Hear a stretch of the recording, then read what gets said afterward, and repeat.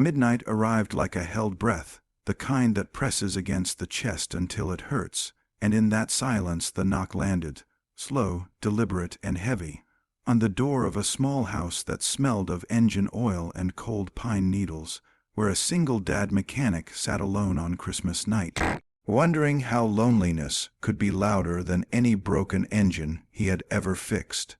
The knock was not just on the wood. It was on the life he had wrapped in routine and survival, on the grief he carried like a second spine, and on a heart that had learned to expect nothing at all. Before the story unfolds further, take a moment to pause right here.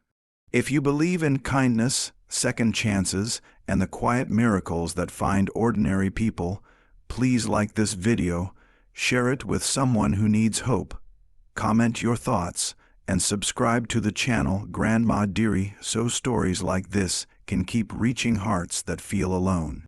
He had not planned to stay awake that night. The mechanic had promised himself he would sleep early after tucking his young son into bed, after reheating the last bowl of soup and setting aside the unopened gift he could not afford to wrap. Christmas had become a careful exercise in managing expectations, since his wife died 2 winters earlier, taken suddenly by illness and leaving behind a silence that settled into the corners of every room. The garage kept him alive, his hands always busy with grease and bolts, because when his hands worked, his mind did not wander to the empty chair at the table or the missing laughter that once warmed the house.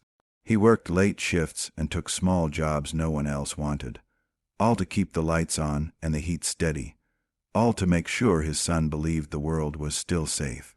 That Christmas night, the tree lights flickered softly, reflected in the glass of a framed photograph he avoided looking at for too long. Outside, the street lay frozen and still, as if the whole town had agreed to stop breathing. When the knock came, fear rose first, sharp and unreasonable, because loneliness teaches people to expect bad news. He wondered if something had happened, if the fragile peace he had built was about to shatter. Opening the door felt like stepping into unknown weather. On the porch stood a female police officer, her uniform dark against the snow-dusted wreath, her face tired in the way only long nights and heavy responsibilities can carve into a person. She did not look threatening or cold. She looked human, worn by duty and something deeper, something that mirrored his own exhaustion.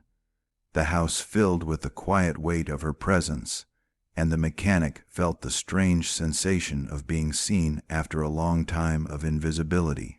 Christmas lights blinked behind them, a soft contrast to the seriousness that had arrived with the badge. The reason for her visit was simple but heavy. There had been a welfare check requested after a report from a neighbor who noticed the lights on too late, too often, and a child who seemed too quiet. The officer carried not suspicion, but concern, the kind that comes from seeing too many people slip through cracks that were never meant to exist. As she stood there, taking in the modest home, the worn furniture, the careful cleanliness that spoke of pride stretched thin, she understood this was not a house of neglect but of survival. Inside, the mechanic moved with an apologetic stiffness, offering space, offering proof that everything was fine, even when fine felt like a fragile word. The officer noticed the small details that told a bigger story. The lunchbox drying by the sink, the boots by the door, the calendar marked with work shifts and school events. She noticed the way he glanced toward the hallway where his son slept, as if the boy were the axis around which the entire world turned.